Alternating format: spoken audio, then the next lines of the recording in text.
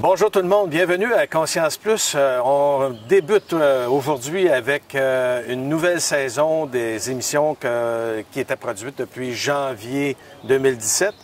Alors aujourd'hui, septembre 2017, on a vécu notre été comme vous savez avec tout ce qui s'est produit.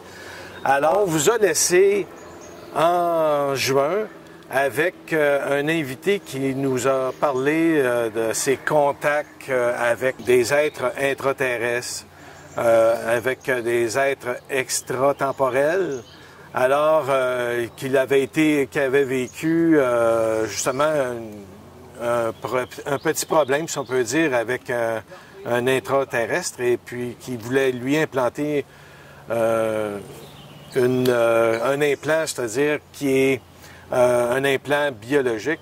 Alors, on a vu que ça lui a été retourné pas mal plus vite qu'il aurait pu penser, cet être-là. Alors, aujourd'hui, je reviens avec notre invité, Pierre Lévesque. Bonjour, Pierre. Bonjour, Denis. Alors, bienvenue encore une fois et on débute justement notre saison avec toi. On a terminé avec toi la saison du printemps.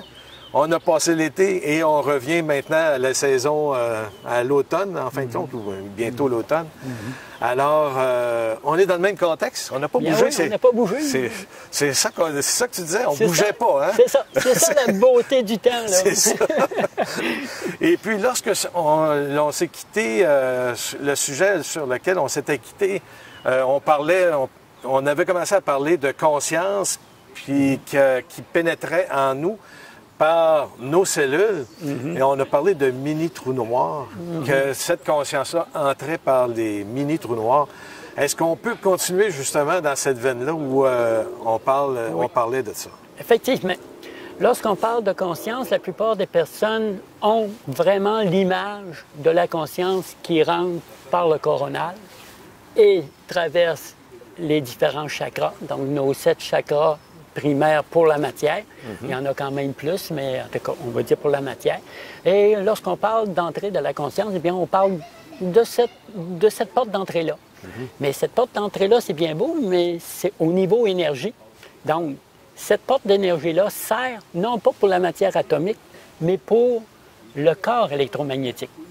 Okay. Donc, le corps électromagnétique, vous voyez ça de cette manière-là, c'est que lui, le corps électromagnétique, c'est lui qui fournit l'énergie nécessaire au bon fonctionnement de la matière atomique.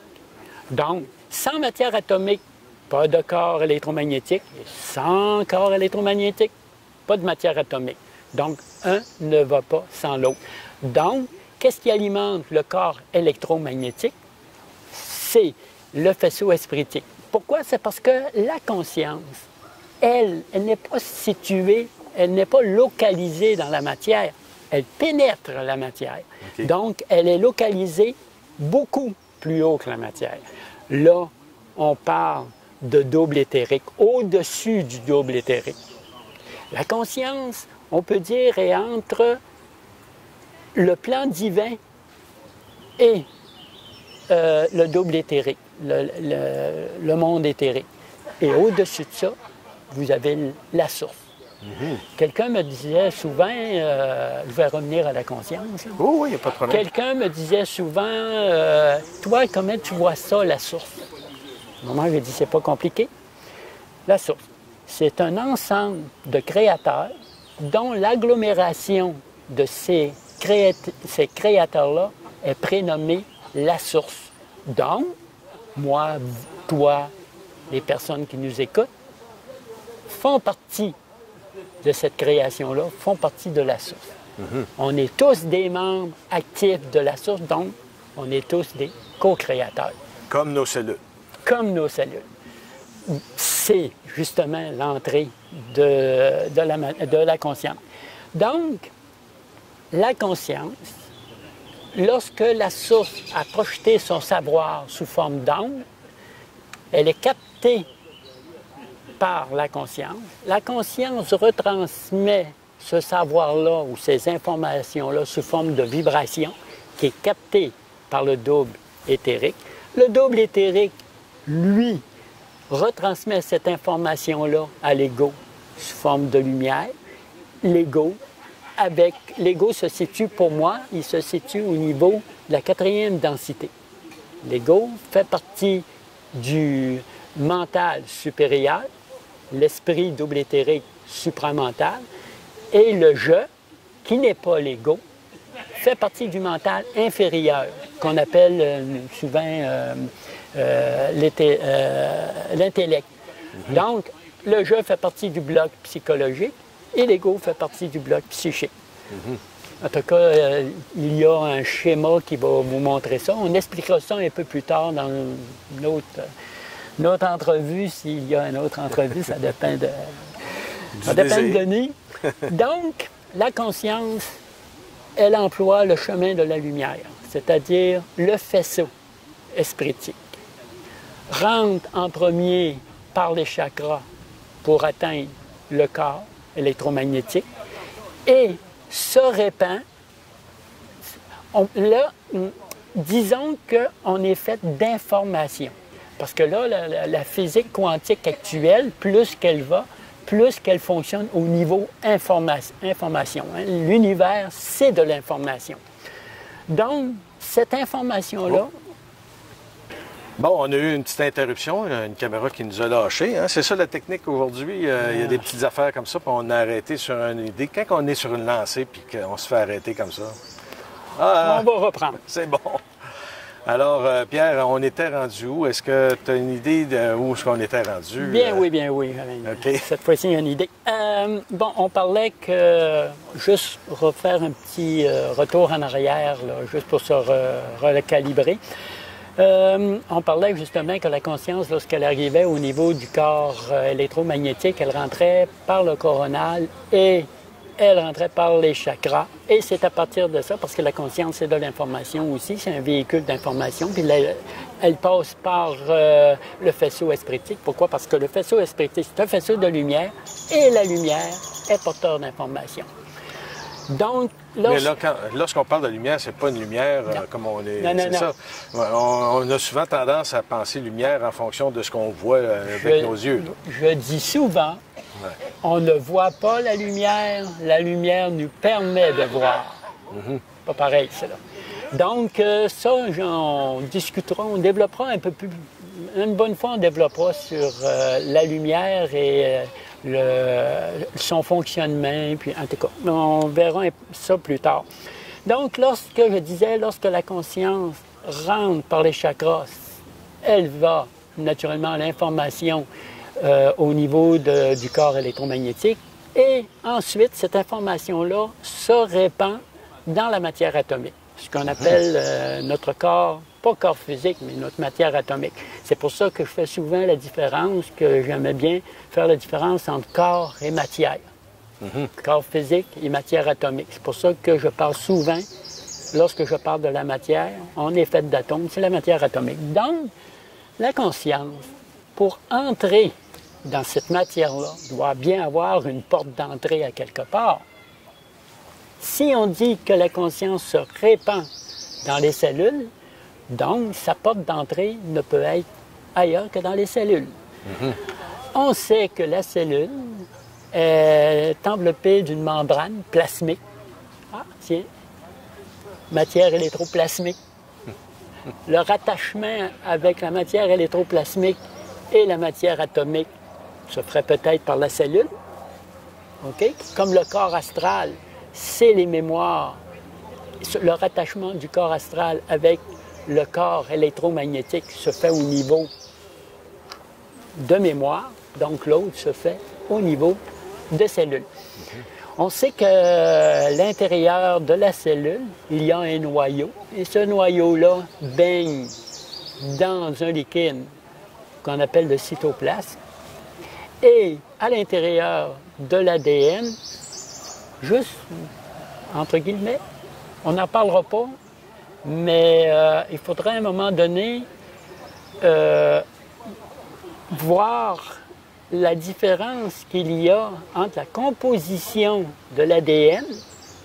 Là, on parle de protéines qui forment des chromosomes, de chromosomes qui forment une chaîne positifs, négatifs avec les protéines et ensuite forment ce qu'on appelle des codons qu'on a au nombre de 64 et qu'on dit de ces 64 codons-là qu'on emploie seulement 4 codons, 2 en permanence et les 2 autres en alternative et que le reste, d'après la science, naturellement, c'est de la poubelle. Ah oui. En tout cas. L'ARN.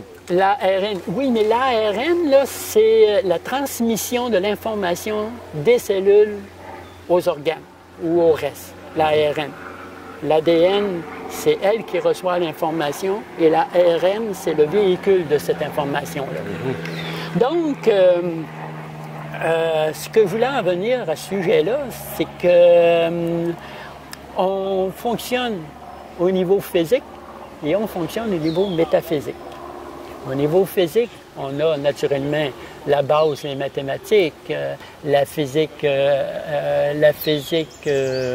avant la physique appliquée, hein, la physique théorique, la physique appliquée, la physique quantique et la mécanique quantique. Donc, au niveau de l'ADN, au niveau de la métaphysique, on a le premier niveau de métaphysique, c'est-à-dire le nombre d'or, pi, la constance de pi. Ensuite, à partir de cette base-là, on forme la géométrie sacrée, le triangle d'or, la spirale d'or. Ça, c'est les 2 premiers niveaux. Mais il y a aussi un troisième niveau qui correspond à la physique quantique et le 4e niveau qui aussi correspondrait à la mécanique quantique. Ça, on en parlera plus loin parce que c'est quand même un sujet puis rapport avec l'ADN. L'ADN, c'est vraiment des codes, un encodage. Donc, l'information, lorsque la conscience pénètre ou se projette dans la matière, elle a une porte d'entrée. Cette porte d'entrée-là, c'est le noyau de l'ADN. Le noyau de l'ADN, au niveau scientifique, on dit c'est le nucléide. Donc, nous, on dit souvent que c'est le niveau de l'ADN, c'est l'ADN nucléaire. Donc, c'est l'ADN nucléaire. Le nucléaire, c'est la lumière de la matière. Quand on parle de lumière matérielle, le nucléaire, c'est la lumière. Et le noyau du nucléide, de cet ADN de lumière, eh bien, c'est un vortex, c'est un trou noir. Et c'est par là que l'information qui est véhiculée par la conscience se projette dans toutes nos cellules. C'est la porte d'entrée de l'information qui constitue l'être qu'on est. C'est-à-dire les communications qui se font entre tout ce qui est visible et invisible, différents niveaux d'être, de nos propres êtres, parce qu'on sait souvent, on dit souvent que nous, on est comme des poupées russes. Donc, on est tous emboîtés un dans l'autre. Moi, ils m'ont arrivé, puis ils m'ont tous séparé ça pour dire, maintenant, lorsque tu vas parler de quelque chose, d'une partie de toi-même, tu vas savoir, de un, où qu'elle est située, de deux, à quoi qu'elle sert, et de trois, où tu vas aller chercher toutes les informations. Exemple, par exemple, c'est que de dire, on va aller chercher des informations au niveau de nos propres cellules, bloc neuronique, cerveau. Donc, ça, c'est les archives cellulaires.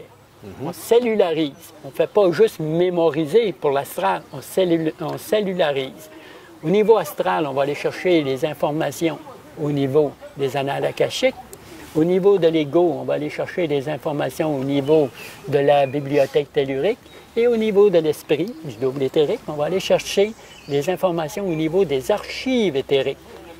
Lorsque Bernard de Montréal parlait des archives, des informations des archives éthériques, c'est là que tout est. Passé, présent et futur. Et lorsque je parle de futur, c'est un avenir très loin, éthérique.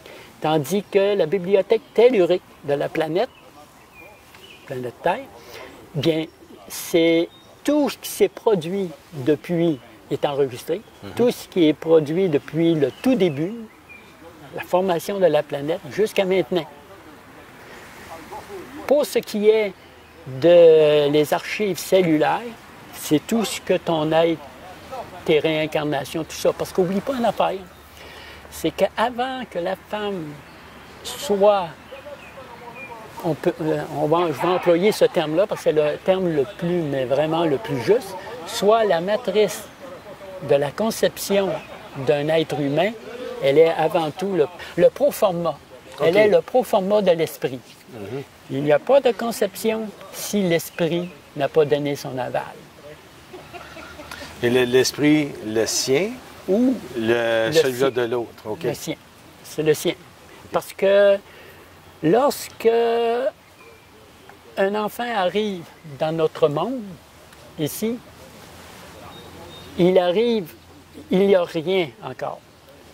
Donc, c'est un individu à part entière, mais toutes les informations dans le proforma que l'esprit a, c'est toutes les informations de la lignée, du père comme de la mère.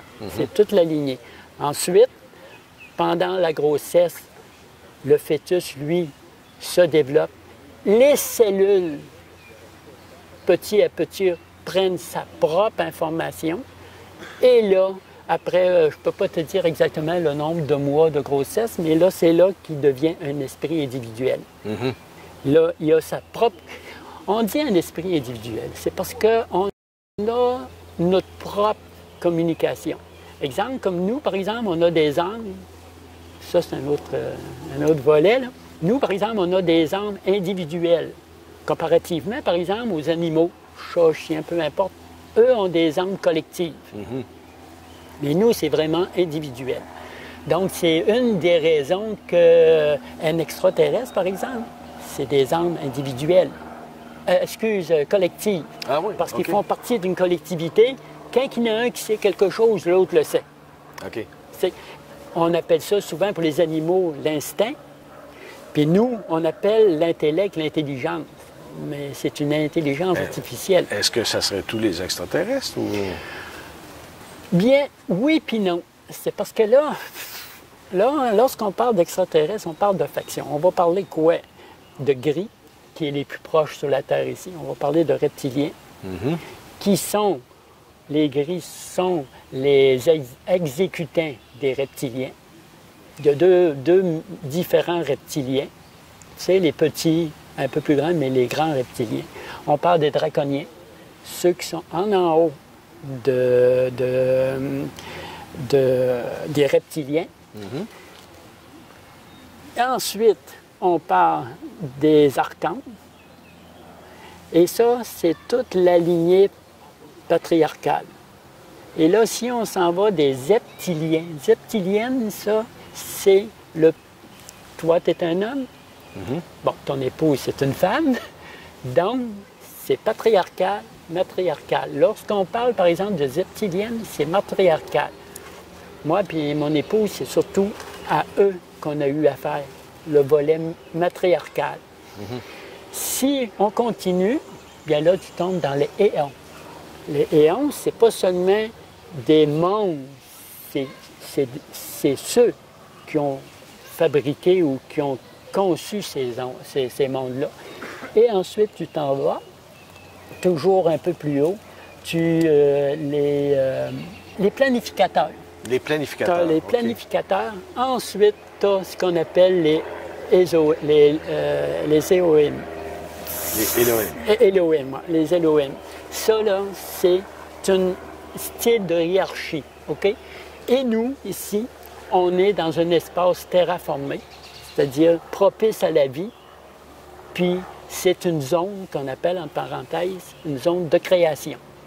Et à l'intérieur de cette zone-là, c'est là que la manipulation est venue, et c'est là que les personnes t'entendent parler de matrice artificielle versus matrice originelle.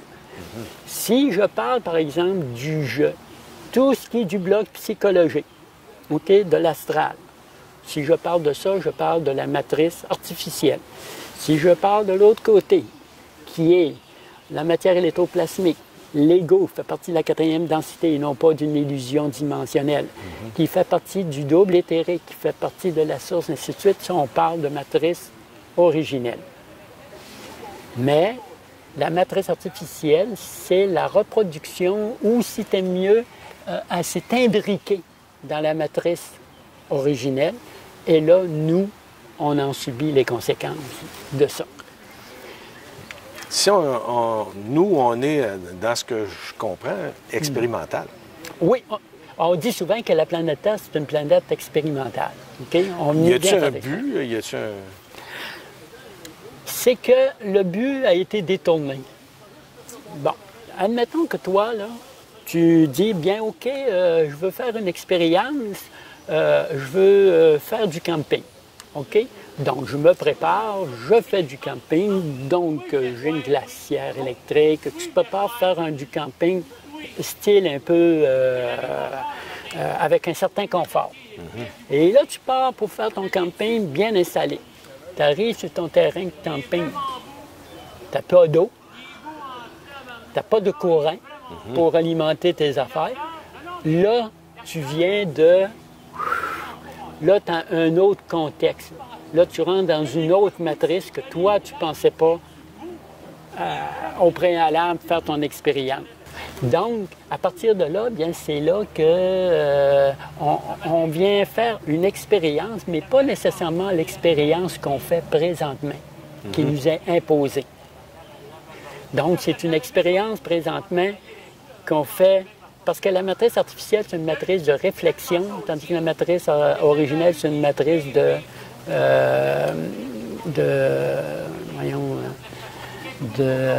création. Excuse, c'est... Oui, c'est parce qu'on est un petit peu dérangé par l'entourage. C'est ça.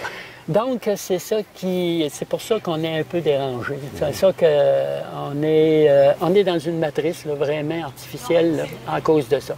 C'est pour ça que on fait une expérience, mais c'est pas l'expérience qui était au départ. Parce qu'oublie pas une affaire, c'est que lorsqu'on est venu ici en premier, c'était une incarnation. Et là, on s'est retrouvé avec des réincarnations.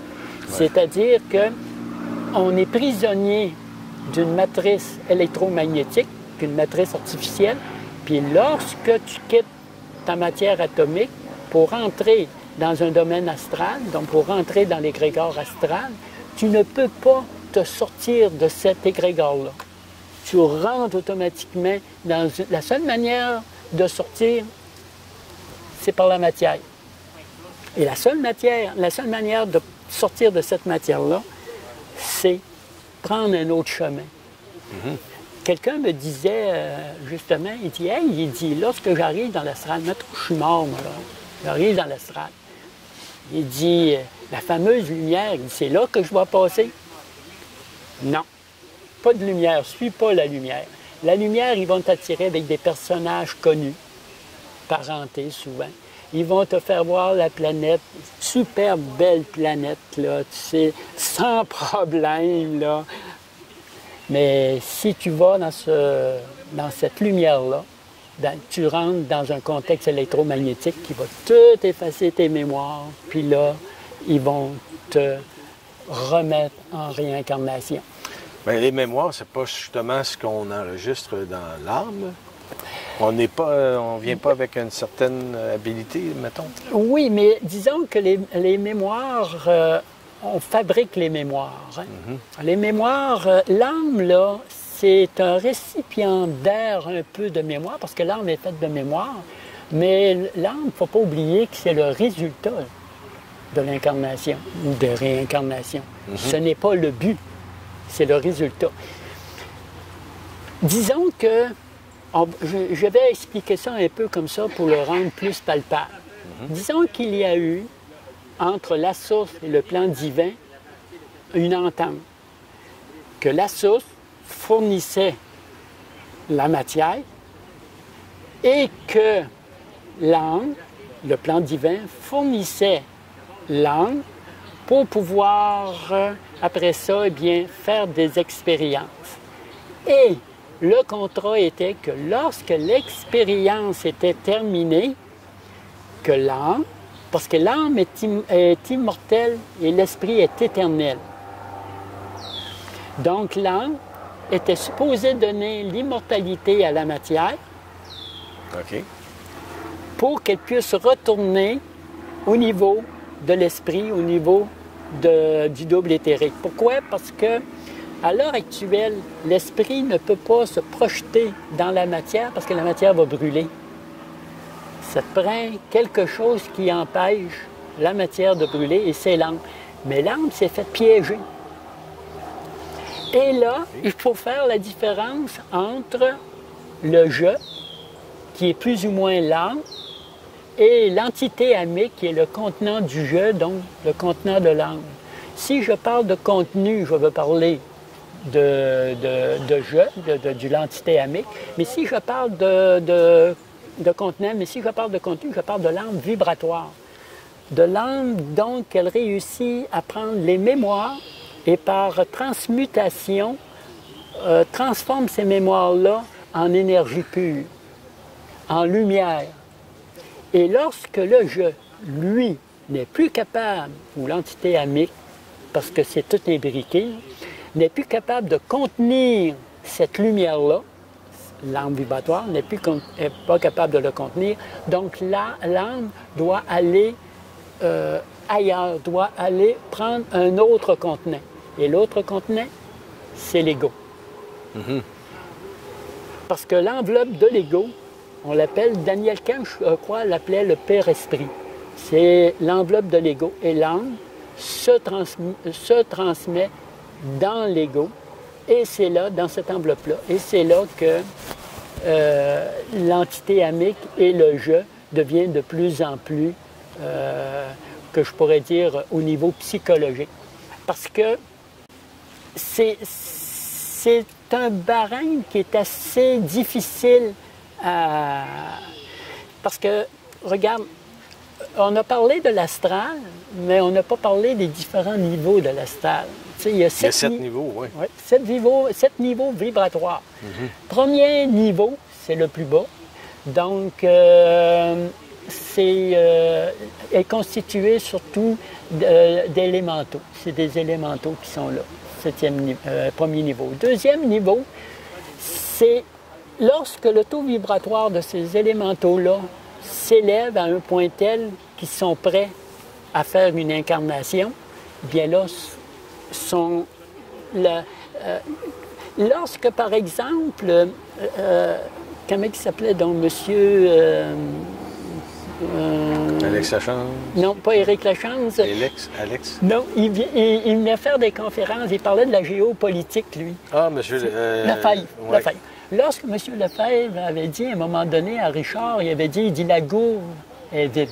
Il n'y a plus d'âme. Il dit, ce qui vient maintenant, là, c'est seulement des portails organiques. On est des portails organiques, pas nous, là, mais plusieurs personnes qui viennent. Donc, le deuxième niveau, c'est les âmes qui ne sont jamais incarnées, mais qui sont prêts pour une incarnation.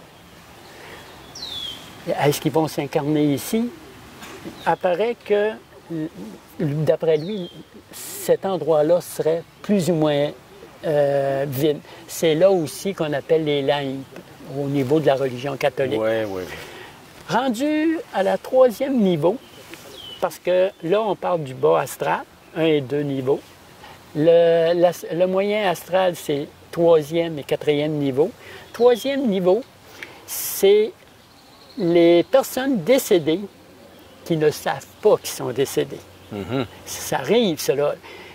Ils sont tellement rattachés à leur matière qu'ils sont morts d'une violence qu'ils ne savent pas qu'ils sont morts. Pour eux, là, ils ne sont pas morts.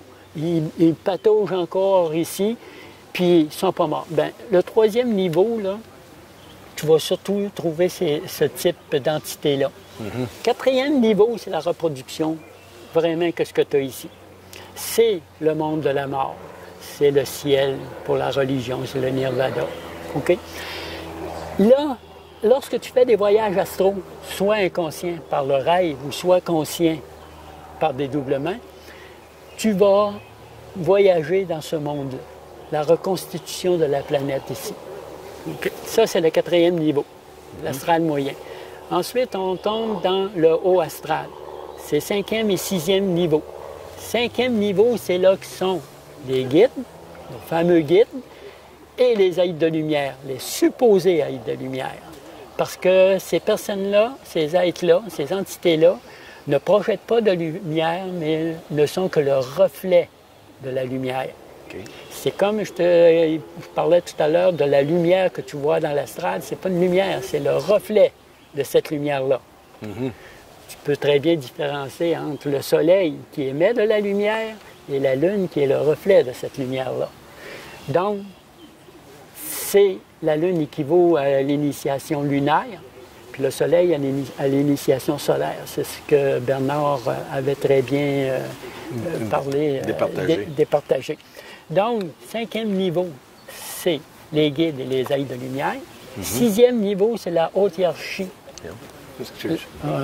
C'est la haute hiérarchie astrale, c'est-à-dire le gouvernement astral. Comme c'est pareil, c'est une réplique d'ici. On a des gouvernements ici, bien, là aussi. C'est là que résident ceux qui vont décider, tu vas te réincarner. Ben, ils décident toujours ça, de toute façon. Ben oui. Mais tu ne peux pas. Et le haut et les hautes sphères astrales, c'est le 7e niveau, c'est les gardiens du seuil. Gardiens du seuil. Puis entre le 7e niveau astral et le monde éthérique, il y a une zone tampon. Et à l'intérieur de cette zone tampon-là, c'est là qu'on retrouve ce qu'on appelle, en termes communs, les Melchisédek. Mm-hmm. Donc, c'est eux ont décidé de ne pas s'incarner. Pourquoi? Parce que lorsque les dômes ont décidé de s'incarner, quand ils ont vu ce qui se passait en bas, ils disent, nous autres, on ne s'incarne pas.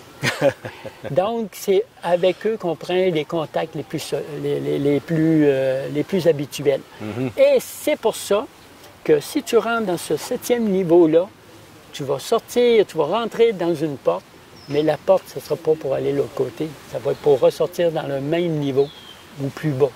Donc, tu ne sors pas de l'astral de cette manière-là. Et quand tu voyages en astral, tu voyages à l'intérieur de cette matrice-là. Puis, tu ne peux pas t'en sortir comme ça.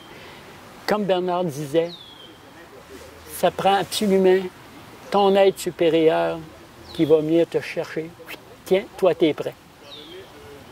Ça, quelqu'un est prêt. T'es prêt, ouais. Lorsque, au niveau de la conscience, il peut absorber des nouvelles conceptions. Mm-hmm. Tu sais, c'est pas tout le monde qui accepte la conception, par exemple, des extraterrestres. Oh ouais. Il y en a que ça n'existe pas. Mm-hmm. Moi, j'ai déjà demandé à quelqu'un, parler d'extraterrestres, « Ah, voyons donc, ça n'existe pas, ça c'est tu fabules. » Oui, mais j'ai dit, c'est pas parce que tu ne les vois pas qu'ils n'existent pas. Puis là, je pose la question. J'ai dit, pourquoi tu dis qu'ils n'existent pas? C'est simple, parce que j'en ai jamais vu. OK? Là, je continue un peu. OK? 4-5 minutes. Et là, je viens sur la religion, donc Dieu. Là, j'ai dit, j'ai dit, crois-tu en Dieu? Il dit, ben oui, je crois en Dieu. Enfin, je suis en présence de quelqu'un qui a déjà vu Dieu. J'ai dit, décris-moi donc Dieu. Là, il reste tout. Ben oui, j'ai dit, tu ne crois en ce que tu as vu. Tu dis que tu ne crois pas aux extraterrestres parce que tu n'as jamais vu. Donc, si tu me dis que tu crois en Dieu, c'est parce que tu l'as déjà vu. Là, ça l'a un peu déstabilisé. Là. Mm-hmm. Fait qu'aujourd'hui, il est un peu plus ouvert ce point-là. Mais ça ne fait rien, tu sais. Ouais. Donc, tout le processus de conscience, tout le processus avec notre matière, tout le processus avec les différents blocs qu'on a, que ce soit psychique, neuronique ou psychologique, tout ça, ça fait partie de notre être. Et lorsque tu commences à avoir de l'information et que tu commences principalement à avoir la compréhension de ces informations-là, c'est pareil comme toi, par exemple, tu recevrais une lettre, mais les mots seraient tellement les phrases techniques que tu comprendrais absolument rien. Mais des fois, l'information est comme ça. Tu reçois cette information-là, qu'est-ce que tu veux que je fasse avec ça? Il n'y a pas rien pour Non, pour la densifier. Donc, ça prend un niveau de compréhension. Donc, je dis souvent le triangle. Information, compréhension, transmutation à l'intérieur du application. C'est comme ça, par exemple, que je travaille beaucoup sur l'eau, sur la mémoire de l'eau, mais surtout sur la composante de l'eau.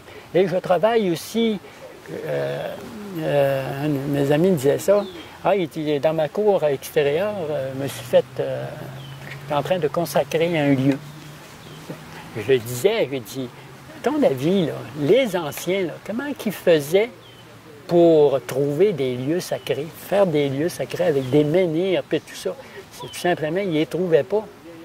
Eux-mêmes, ils les créaient, ils les consacraient. Ils arrivaient dans un endroit qui sentait l'énergie un petit peu plus dense.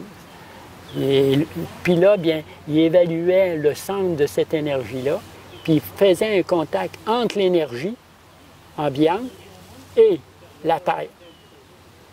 C'est ça qui faisait un menhir. Et à partir de ces menhirs-là, créaient, eux, ce qu'on appelle une cheminée tellurique, et déterminait par un cercle cette cheminée tellurique-là. Puis ça devait, tout dépendant de quelle manière tu consacrais ce lieu-là, bien ça devenait... ça servait en fin de compte pour tout le clan, toute la population. Là. Puis ça pouvait être comme pour guérison, pour... On leur émettait une intention. Une intention, c'est ça. Comme tu fais avec de l'eau. Tu émets une intention. Après ça, tu fais un encodage à cette eau-là. L'encodage sert à la vibration pour avoir un niveau vibratoire dans ton eau. Et ensuite, les deux ensemble deviennent de l'eau formatée. Et la seule manière pour enlever des programmes dans l'eau, il y a juste une seule manière à l'heure actuelle, c'est un vortex. Tu fais un vortex dans l'eau.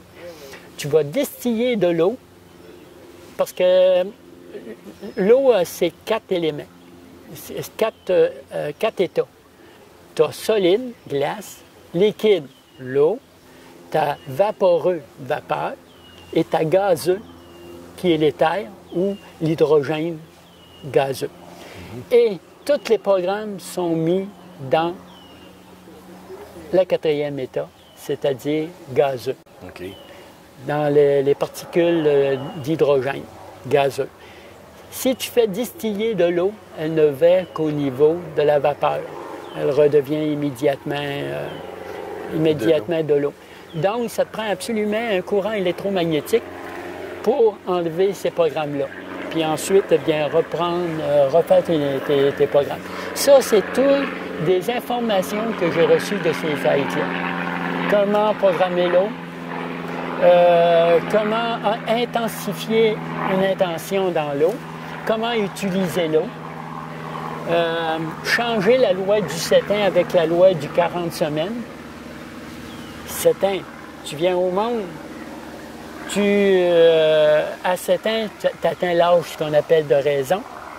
7 ans plus tard, 14 ans, tu rentres dans l'adolescence. 7 ans plus tard, à 21 ans, tu rentres dans l'adulte, tu sais, le jeune adulte, et tu changes de période à tous les 7 ans. Et ils te disent que tes cellules, au bout de 7 ans, tu n'es plus la même personne. Parce que tes cellules ont tous été changées dans une période de 7 ans. Eh bien, il y a quelqu'un qui me disait oui, mais ta loi du 40, c'était pour changer tes cellules au fur et à mesure, à toutes les 40 secondes. Mais il dit, ça dure, ton processus dure bien trop longtemps. Il dit, il dure 2 ans et demi, vraiment, là, pour faire le processus. Puis respecter le protocole. Ouais, mais j'ai dit, toi, pour changer toutes tes cellules, ça te prend plus que 2 ans et demi, ça t'en prend 7. Puis j'ai dit, quand que ta dernière cellule qu'elle va se reformer, déjà, tu as une cellule qui est vieille de 7 ans. Tu en as d'autres qui vieillissent de 6 ans, ainsi de suite. Donc, mais c'est tout, ils m'ont donné toujours quelque chose pour appliquer dans la matière. Ça, c'est toujours les extras... Temporels. Temporels. Ouais, les extras temporels que je rencontre en physique. Parce que je voyage au niveau temps spatial. Il y a quelqu'un qui me disait aussi, comment tu peux faire, j'ai de la misère à comprendre le spatio-temporel avec le temps spatial. C'est un vaisseau communicant, tout ça. Moi, je donnais souvent l'exemple. Parce qu'il y en a un, c'est le contenu qui devient le contenant, puis l'autre, le contenant devient le contenu.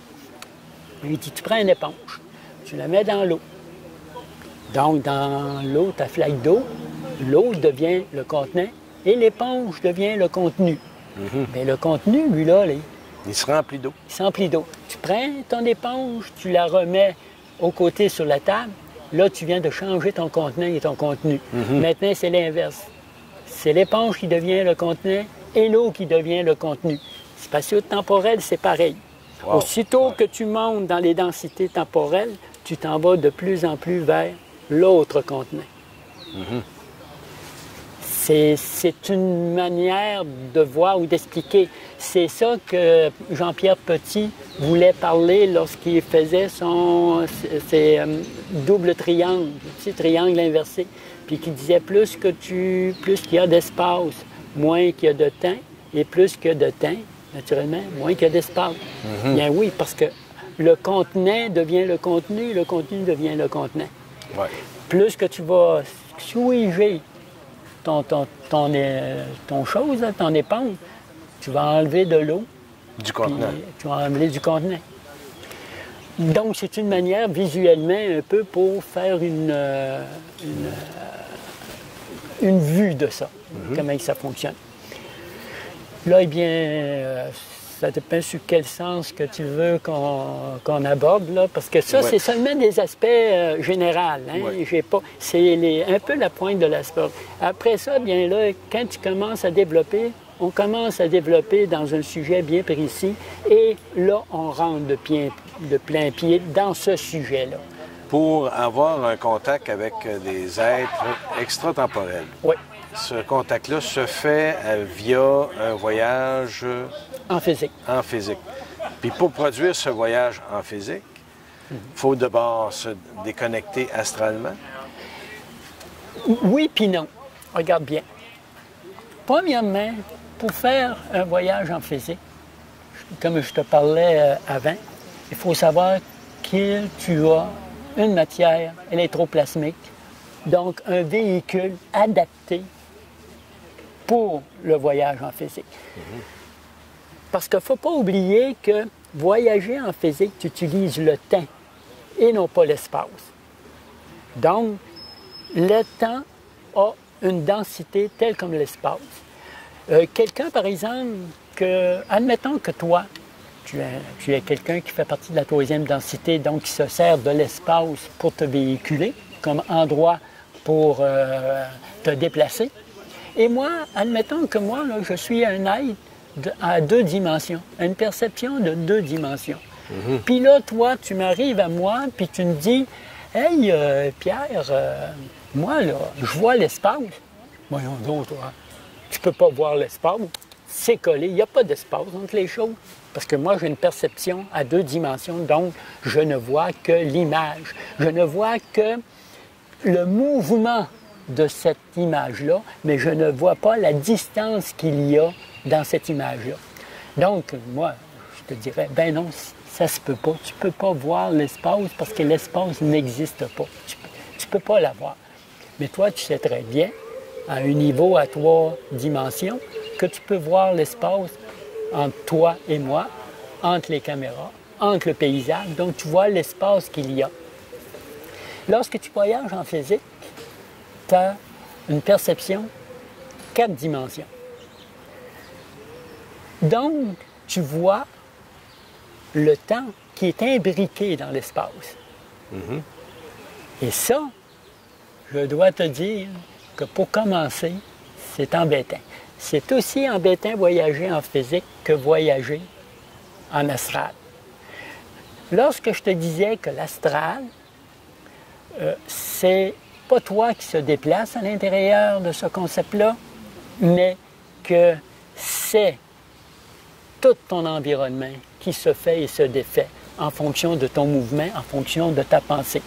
De l'autre côté, c'est tout ce qui est quatrième densité, tout ce qui est matière, paysage, n'importe quoi, c'est ça qui se fait et se défait en fonction de ton intention. Si tu as l'intention d'aller à quelque part, l'intention de faire quelque chose. Donc, c'est ça. Pourquoi que nous, ici, on se déplace dans l'espace? C'est simple. C'est tout simplement parce que la conscience, elle, porte son attention sur la matière et non pas sur l'espace. Je suis allé au Mont-Saint-Hilaire avec Régent. Simplement, s'il écoute ça, il va se remémorer. Ah oui, il va se reconnaître, il va se remémorer ça aussi. Oui. Là, on parlait tous les deux, puis on parlait... T'as une araignée ici. Non, là. Ouais. Ah. Bon, on parlait justement de la... OK, on parlait du déplacement dans l'espace.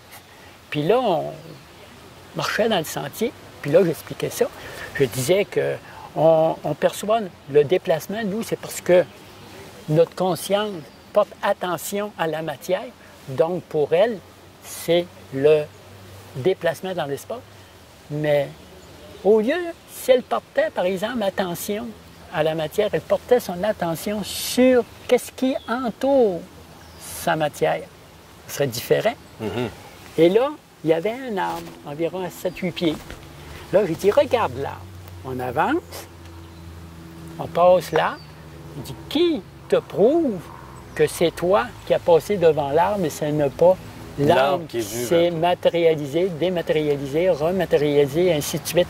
Mais que ce système de matérialisation et de rematérialisation est tellement rapide que tu as l'impression que tu te déplaces dans ce paysage-là.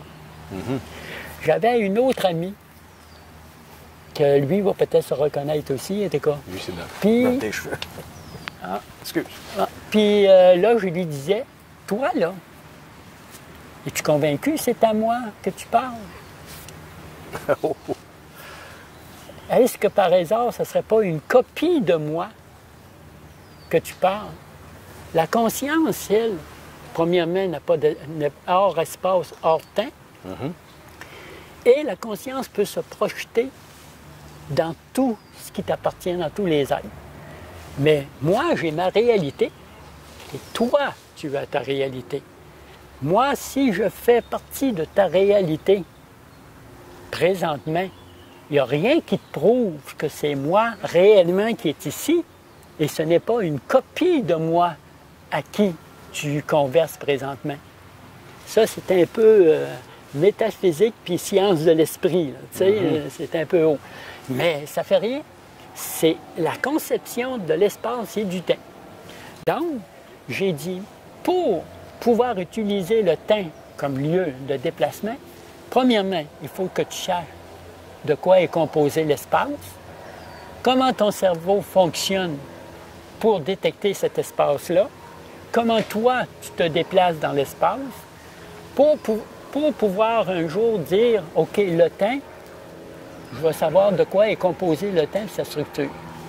Si je te dis, par exemple, l'espace n'est fait que de membranes, qu'on va appeler membrane spatiale, que le cerveau, lui, c'est un calculateur. Il ne fait que calculer. Lui, le cerveau, calcule le nombre de membranes qu'il peut y avoir entre moi et toi. Et il calcule le nombre de membranes que toi, tu utilises en 3D. C'est juste ce qui fait du calcul. Je ferme les yeux, je rouvre les yeux, on papillote des yeux. Ça, on rouvre des fenêtres hyperespace. Pourquoi? C'est tout simplement pour resituer la matière dans l'espace. Rafraîchir, un rafraîchissement. Ouais. OK? Disons que tu vas rafraîchir ton écran. Tu vas aller, par exemple, sur Internet, puis bon, ben, je vais rafraîchir mon écran pour avoir les dernières données. Bien, ça, c'est la même chose. On fonctionne la même chose. Et puis, là, de quoi est composé l'espace? Bien, l'espace est composé tout simplement des membranes, composées de champs électromagnétiques. C'est tous des champs électromagnétiques collés un à l'autre. Positif, négatif, positif, négatif, positif, négatif, qui forment les membranes. Okay? Donc, lorsqu'on parle de porte induite, une porte induite, n'essaye pas d'ouvrir une porte induite, elle est déjà ouverte.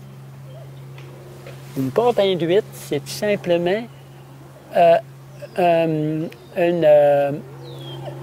Tiens, regarde. Tu vas te promener, OK, dans la forêt. À un moment donné, tu vas sentir, là, tu prêtes bien attention à ton environnement. À un moment donné, tu vas sentir une pression, comme si tu rentrais dans quelque chose invisible.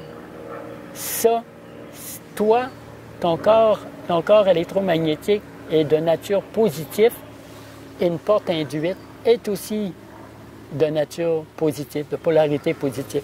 Et là, lorsque tu passes devant, tu as une pression comme deux aimants. Si tu ne fais pas lieu, si tu n'en rends pas compte, tu vas passer à travers, puis tu vas rester là. Mais si tu t'en rends compte, puis ton intention est de traverser la porte, bien fais attention parce que tu vas la traverser, la porte. OK. C'est aussi simple que ça. Mais on voit justement des vaisseaux ouais. qui arrivent puis qui disparaissent, comme s'ils ont passé au travers d'une porte. Ouais, ben oui, mais c'est ça. Mais ça, là, on n'appelle plus ça des portes induites, c'est des portes stellaires. Okay. Une porte stellaire ne veut pas dire nécessairement que tu passes à partir, que tu rentres dans ici, dans notre zone de création, ben, dans notre matrice, là, par le Soleil. Le Soleil, c'est un vortex. Tu passes à travers, on peut dire que c'est la porte principale, puis les petites portes solaires ailleurs là, qui communiquent avec ces portes-là. Mais lorsque tu vois, par exemple, un vaisseau arriver, premièrement, la plupart de ces vaisseaux-là, c'est des vaisseaux à caractère plasmique. Hein? Du plasma qu'on appelle froid. La particularité du plasma, c'est que tu peux le rendre, pour ainsi dire, invisible, comme tu peux le rendre visible. Okay. Tu lui donnes ou non de la densité au plasma. Et lorsqu'il arrive ici, la planète, c'est une planète magnétique. Hein? Cette planète, Tesla l'a bien dit, notre planète, c'est comme une bobine, tu sais. Bon, elle est magnétique. Bien, les vaisseaux qu'on voit, bien, c'est des vaisseaux magnétiques. Ils ont juste à inverser la polarité. Moins, plus, et c'est toujours au niveau plasmique, donc ils rouvrent des portes induites. Puis c'est difficile un peu à expliquer, à comprendre. C'est comme je t'expliquais tout à l'heure, je te parlais de la personne qui a une perception en 2D puis une perception en 3D. C'est aussi difficile pour moi de t'expliquer l'imbrication du temps dans l'espace que toi, tu aurais de la difficulté à m'expliquer la perception. Eux, qu'est-ce qu'ils m'ont dit? C'est pas compliqué. Ils disent, change ta perception, mais tu vas changer ta réalité. Et à partir de maintenant, là, ils disent, tu ne vois plus un champ de profondeur, tu vois l'espace. Si un jour tu veux utiliser le temps, il va falloir que tu saches utiliser l'espace. Tel comme tu l'utilises. À partir de maintenant, tu ne perds plus d'objets. Tu dématérialises. À partir de maintenant, tu ne trouves plus d'objets. Tu matérialises. Change ta perception, tu vas changer ta réalité. Wow! On va en parler certains dans une prochaine rencontre. Lorsqu'on dit que la matière, que l'esprit agit sur la matière, bien, c'en est une partie. Mais il faut savoir ce que c'est l'esprit, au moins. Et qu'est-ce que c'est la matière. Si tu ne sais pas c'est quoi est faite la matière, si tu penses juste que la matière, c'est au niveau scientifique, qui nous dit c'est de l'atome, c'est de l'énergie. Encore beaucoup de choses à parler. Ah oui. Ah oui. Et merci beaucoup, Pierre. Ça m'a fait plaisir, Denis. Parce qu'on a déjà tout près d'une heure de fête pour notre rencontre. Okay. Et puis, on va continuer à en avoir d'autres, si tu veux bien te prêter à ça. Ça me fait plaisir. Il n'y a pas de problème avec ça. Alors, bien sûr, on va se revoir un petit peu plus tard dans la saison. Maintenant, aujourd'hui, on prend fin avec cette émission. On va revenir avec Pierre parce qu'on n'a pas fini de parler. Je pense qu'on fait juste commencer à gratter un petit peu. Là. Cette fois-ci, on commencera vraiment à développer certains sujets bien précis pour vraiment aller dans la profondeur des sujets. Parce que là, qu'est-ce que j'ai dit? C'est vraiment une couche en superficie. Là. C'est ça. On fait juste gratter la surface. Imaginez. Là. Ouais. Alors, revenez-nous pour une prochaine rencontre. N'oubliez pas, si vous voulez être au courant de tout ce que c'est qu'on fait, veuillez nous écrire. En nous écrivant, moi, je vais pouvoir vous renvoyer justement les nouvelles vidéos qu'on va faire avec Pierre et avec d'autres. Et puis, vous serez toujours informés. Alors, bien sûr, toutes les adresses avec lesquelles vous pouvez nous communiquer vont apparaître justement au bas de cette fenêtre ici. Là. Alors, revenez-nous dans 2 semaines. Merci beaucoup. À la prochaine.